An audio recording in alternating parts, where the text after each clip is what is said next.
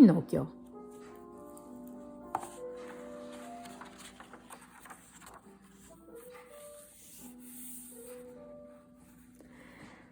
Quand on est un criquet, les voyages sont souvent épuisants et se met dans la bouche.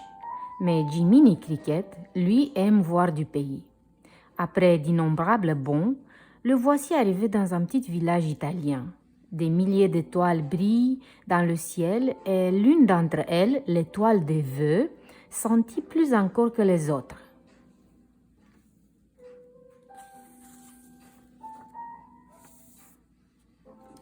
À la recherche d'un coin confortable et chaud où passer la nuit, Jiminy choisit de se diriger vers la seule maison encore éclairée du village. C'est là qu'habite Geppetto, un vieux sculpteur. « Quel endroit merveilleux !» s'est dit le criquet en observant la pièce par la fenêtre. Cet atelier est rempli de coucous, de boîtes à musique et de jouets, tous sculptés dans le bois.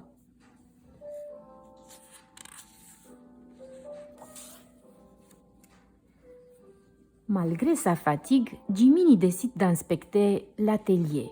Jamais il n'a vu autant d'outils et de pinceaux. Au milieu, il remarque un curieux petit bonhomme de bois. Ça alors, une marionnette.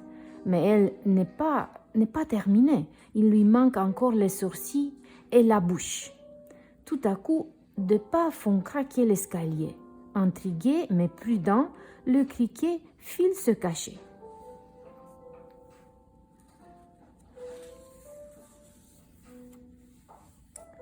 C'est Geppetto, le vieil homme qui n'arrive pas à dormir, a décidé d'achever son œuvre. Et voilà la touche finale, lance-t-il un peu plus tard en dessinant un joli sourire sur le visage du pantin. Puis il se tourne vers son chat Figaro et Cléo, son poisson rouge. Il est adorable, n'est-ce pas? Je vais l'appeler Pinocchio.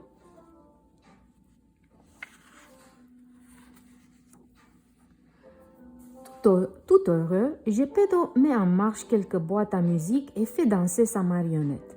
Figaro et Cléo sont fous de joie. Puis vient le moment d'aller se coucher. Mais avant de regagner sa chambre, le sculpteur regarde l'étoile de vœux et se prend à rêver. Si seulement son patin pouvait devenir un vrai petit garçon.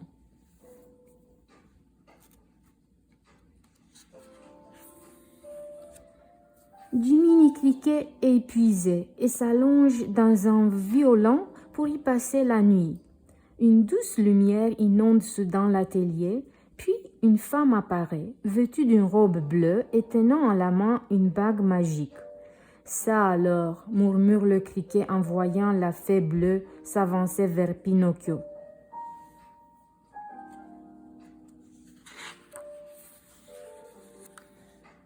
Ébahi, le criquet observe les moindres gestes de la fée bleue. En posant sa baguette magique sur la marionnette, elle déclare d'une voix douce « Petit pantin de bois, je te fais don de la vie. » Aussitôt, les bras et les jambes de Pinocchio commencent à bouger. « Mais attention, ajoute la fée, pour devenir un vrai garçon, tu devras te montrer courageux, sincère et généreux. »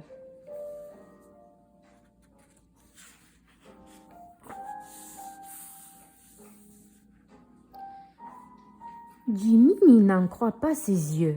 Il ouvre son parapluie en guise de parachute et s'approche de l'étonnant pantin vivant. « Je bouge !» s'émerveille Pinocchio en agitant ses bras et ses jambes. « Oh, je peux aussi parler !» ajoute-t-il radieux. « C'est exact !» confirme la fée bleue. « Seulement, n'oublie pas ce que je t'ai dit. »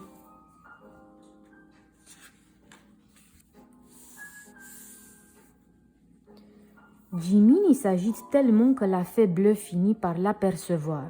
Une idée lui vient alors à l'esprit. Pinocchio doit apprendre à distinguer le bien du mal. « Voyons, » murmure la fée en regardant le criquet. « Accepterais-tu d'être sa conscience ?»« Moi ?» balbutie Jiminy tout en bombardant le torse. « Je serais très honoré. » D'un coup de baguette, la fée habille le criquet de pied en cap et disparaît aussi subitement qu'elle était apparue.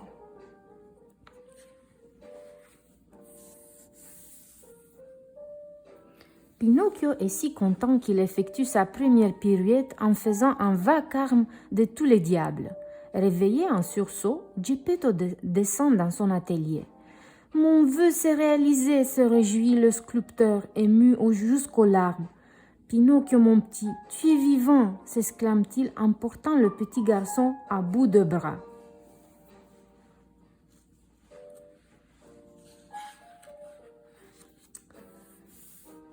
Comme tous les enfants, Pinocchio va devoir apprendre à lire et à écrire.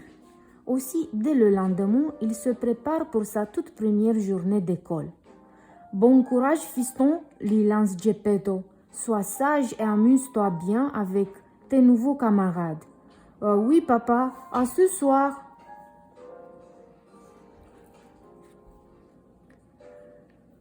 Pinocchio prend le chemin de l'école lorsque, au coin d'une rue, deux canailles le remarquent. « Hé, Gédéon !» chuchote le plus grand. « Regarde, c'est une marionnette sans fils. »« Quelle aubaine, grand coquin !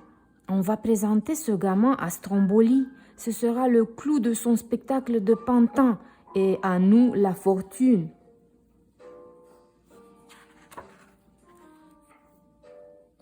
Pour aborder Pinocchio, Grand Coquin tend sa canne et hop lui fait un vilain croc en jambe. « Je suis désolé, minaude le voyou. » En relevant le petit garçon. « Où allais-tu si pressé ?»« À l'école, » répond fièrement le pantin. « J'ai une bien meilleure idée, » déclare Grand Coquin. « Je suis sûr que le théâtre t'intéressera davantage. Écoute. »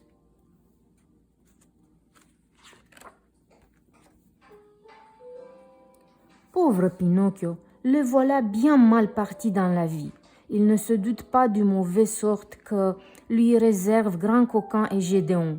Jiminy, lui, a tout compris. « C'est bien ma veine, se lamente le criquet. Je dois prendre aujourd'hui mes fonctions de conscience et j'ai été incapable de me réveiller à l'heure. Et Pinocchio, reviens !»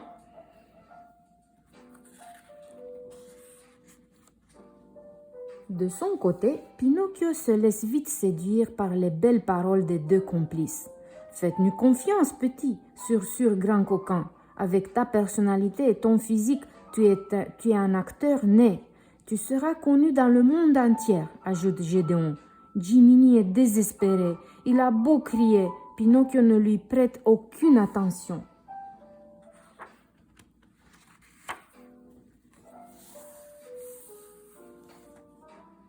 Arrivé au théâtre, Pinocchio est immédiatement présenté à Stromboli, le directeur. « Cette marionnette sans fils va me rapporter une fortune », lance le gros homme barbu en remettant une récompense à Grand Coquin et Gédéon. Sans perdre une minute, Stromboli fait répéter au pantin le numéro qu'il devra exécuter.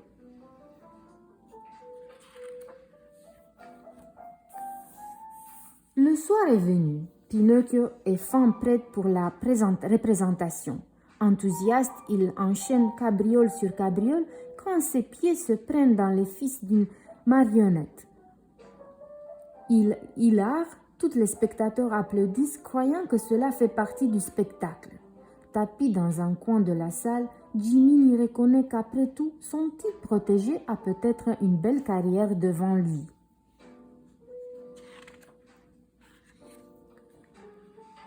Bravo Pinocchio, s'exclame Stromboli. Tu as vraiment été sensationnel.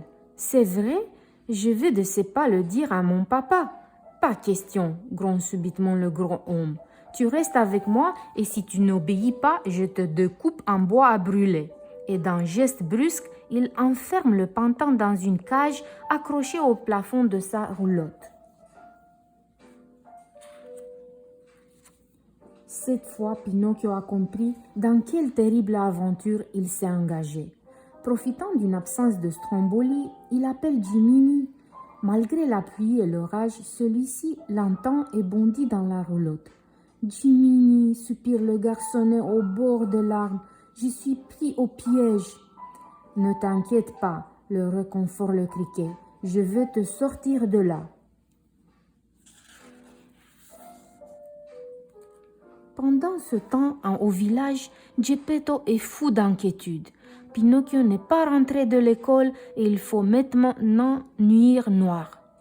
Sous la pluie battante, le pauvre homme arpente les rues en criant « Pinocchio, mon petit, où es-tu » Mais Geppetto s'empoumonne en vain. Son garçon est toujours enfermé dans sa cage et Jiminy ne parvient pas à forcer les cadenas. C'est alors que la fée bleue apparaît. « Pourquoi n'es-tu pas allé à l'école, Pinocchio ?»« J'étais en route, répond le petit garçon embarrassé, et j'ai rencontré un monstre avec des gros yeux verts. Le mensonge est si énorme que le nez du pantin se met à grandir, et plus le petit bonhomme donne des fausses explications, plus son nez s'allonge.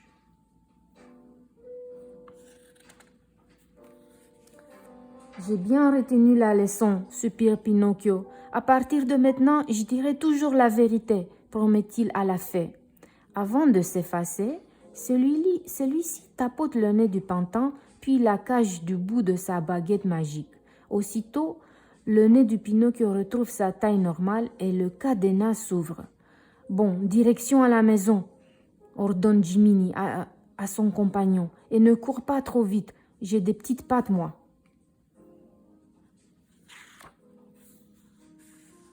Non loin de là, Grand Coquin et Gédéon passent leur soirée dans une taverne sinistre. C'est le lieu idéal pour rencontrer d'autres voyous, comme par exemple ce cocher qui leur propose un marché diabolique. Je récupère tous les garçons du quartier et je les conduis sur l'île enchantée. Bien sûr, ces enfants n'en reviennent jamais. Ramenez-moi et vous serez riches.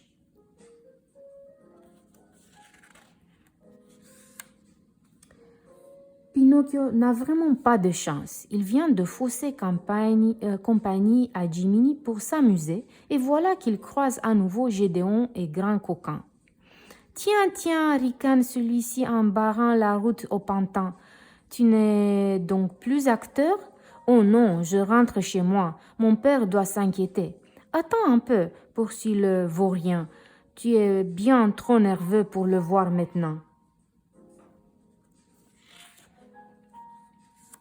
Avec le plus grand sérieux, Grand Coquin joue au médecin et prend le pouls de son patient. « C'est bien ce que j'ai pensé, » annonce-t-il à Gédéon, qui feint de rédiger une ordonnance. « Le cœur de ce garçon est mal en point. Il n'y a qu'un seul remède, le conduire sur l'île enchantée. »« Je guérirai là-bas ?» s'interroge Pinocchio soucieux. « Ah, n'en pas douter » assurent les deux menteurs à l'unisson.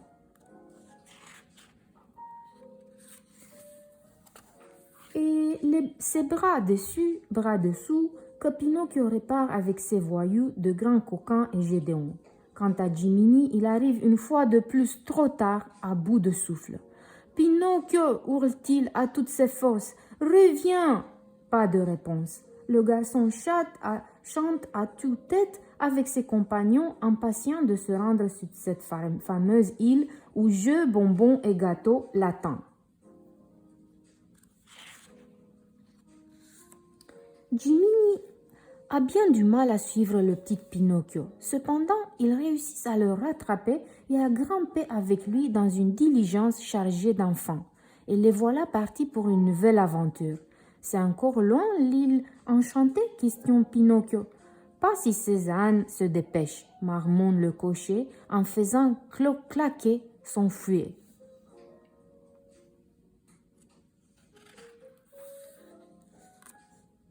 Aussitôt débarqués dans l'île, les enfants découvrent un gigantesque parc d'attractions. « Amusez-vous, mes petits amis » leur lance le cocher. « Faites ce que vous passe par la tête, personne ne vous grondera. Ici, tout est permis. Manger, jouer, boire, alors profitez-en. »« Et c'est gratuit ?» demanda un petit garçon. « Bien entendu » répond le gros homme rusé. Pinocchio n'hésite pas une seconde à se servir. Il part ensuite faire une promenade et rencontre un enfant plutôt déluré. « Qu'est-ce que tu manges ?» demande le pantin naïf. « Ah ah, tu ne connais pas grand-chose à la vie, toi, ricane le garçon. C'est une cigarette, et ça se fume. Une fois le dernier enfant arrivé, le cocher hurle à ses gardes. Fermez les portes à clé. Les gosses ne doivent pas s'échapper d'ici. Les pauvres enfants sont loin de se douter du sort que ce terrible personnage leur réserve.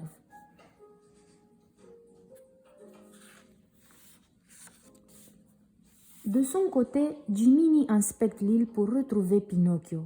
Ce n'est pas qu'après un long moment qu'il reconnaît sa voix dans une salle de billard. Le criquet est horrifié. Non seulement le pantin fume le cigare, mais il échange des paroles peu convenables avec son camarade. « Hé, Pinocchio, c'est moi, ta conscience !» s'égosille Jiminy. Tout à sa conversation, le pantin ne répond pas.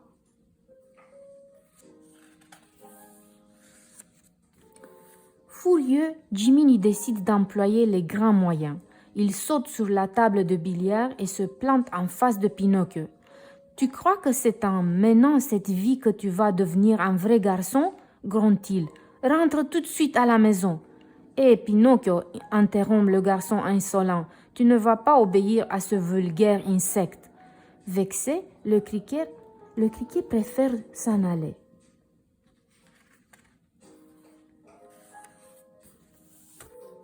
Lorsqu'il est arrivé au port, Jiminy découvre un étrange spectacle.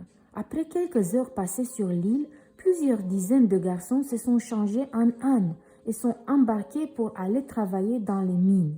Vite, il faut prévenir Pinocchio.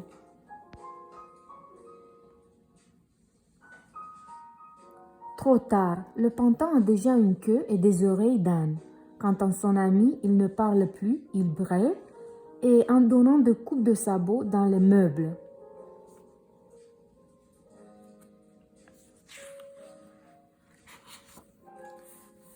Il faut s'enfuir au plus vite, ordonne Jiminy, avant que tu ne sois entièrement transformé en âne. J'ai peur, sanglote Pinocchio. Ce n'est pas le moment de craquer, petit. On va sauter de la falaise et atteindre le rivage. Suis-moi. J'ai hâte d'être à la maison, soupire le garçonnet. Et moi donc, ton père doit être mort d'inquiétude.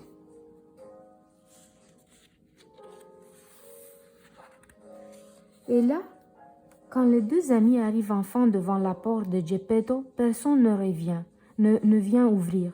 Découragé, Pinocchio s'assoit sur les marches lorsqu'une muette plane dans les airs et vient déposer un papier à ses pieds. « C'est un message de ton père, s'exclame Jiminy. Il dit qu'il est parti à ta recherche et que, oh, c'est affreux, il précise qu'il a été avalé par une baleine, mais qu'il est vivant au fond de la mer. »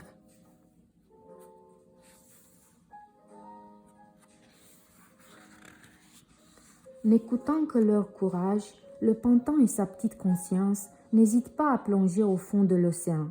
Pour pouvoir rester sous l'eau, Pinocchio a attaché une grosse pierre à sa queue d'âne et Jiminy a glissé un gros caillou dans sa poche.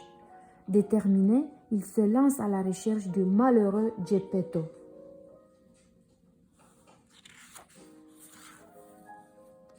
Mais bien vite, les poissons mettent nos amis en garde. Attention, monstre est la plus effrayante des baleines. Jiminy en tremble d'inquiétude, mais Pinocchio, lui, est bien décidé à sauver son père coûte que coûte. Voilà la baleine, annonce le garçon en voyant tout à coup approcher le monstre. Nous allons nous laisser avaler pour rejoindre papa.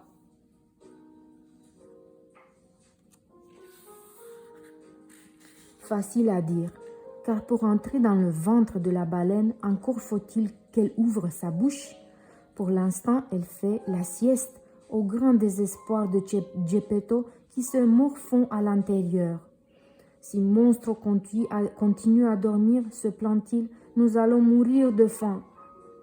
Pas un poisson en vue, mon pauvre Figaro. Mais voilà que la baleine ouvre un œil et se met à bâiller. Un banc de poissons est violemment aspiré et Pinocchio lui aussi a emporté dans un tourbillon. Jiminy, lui, n'a malheureusement pas le temps à suivre son ami dans la bouche immense de la baleine. Pinocchio devra poursuivre son chemin toute seule.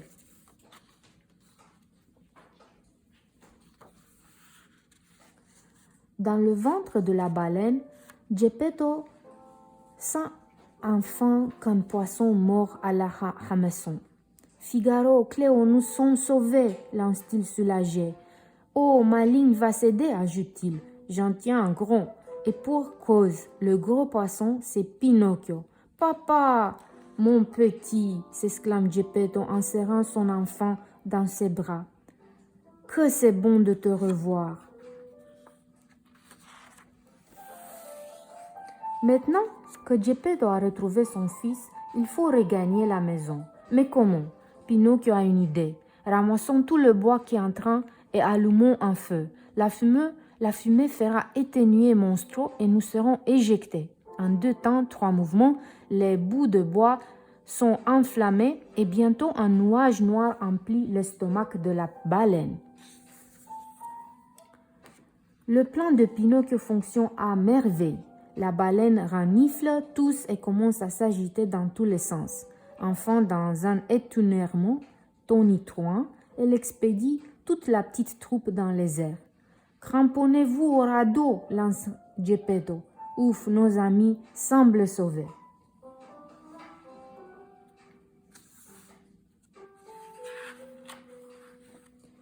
Pourtant, le pire est à venir. Folle de rage, la baleine plonge et replonge dans l'eau, déclenchant un véritable raz-de-marée. Ses violents coups de queue brisent le radeau en 1000 morceaux et brusquement tous les passagers sont projetés dans la mer bouillonnante. Tant bien que mal, chacun essaye de garder la tête hors de l'eau. Redoublant de colère, la baleine se lance droit sur le naufragé. Pinocchio nage à toute vitesse et voit son père à bout de force s'enfoncer dans les flots. « Tiens bon, papa !» crie-t-il en tirant le vieil homme par sa chemise. « On va y arriver. Il y a une crique un peu plus loin derrière les rochers. Nous y serons à l'abri. »« Le courant est trop fort, petit, » répond faiblement Geppetto. « Ne t'occupe pas de moi, sauve-toi. » Pinocchio n'a pas l'intention d'abandonner son père. Il nage de plus belle et s'approche de la crique. Il est sur le point d'y parvenir, seulement Monstre, ivre de fureur, fait exploser les rochers d'un terrible coup de tête. Une vague énorme soulève alors Geppetto et Pinocchio et les projette sur le rivage.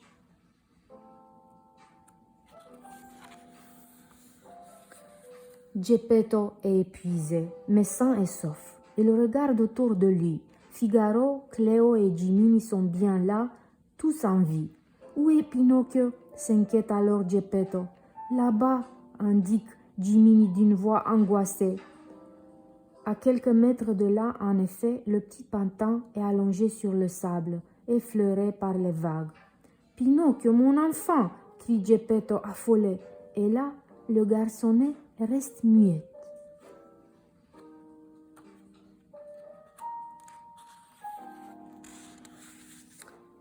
Une fois rentré chez lui, Geppetto allonge son fils inanimé sur le lit. « Mon petit, sanglote-t-il, tu m'as sauvé la vie. » Le visage enfui dans ses mains, le pauvre homme ne remarque pas la lueur bleue qui inonde soudain sa chambre.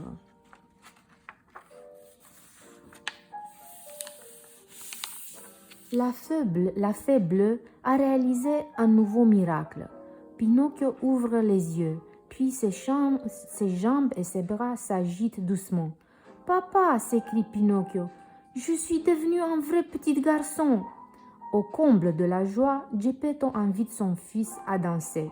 Jiminy, ému, comprend qu'il a rempli sa mission. Il décide donc de s'éclipser, prêt à vivre de nouvelles aventures. Merci beaucoup de m'avoir écouté.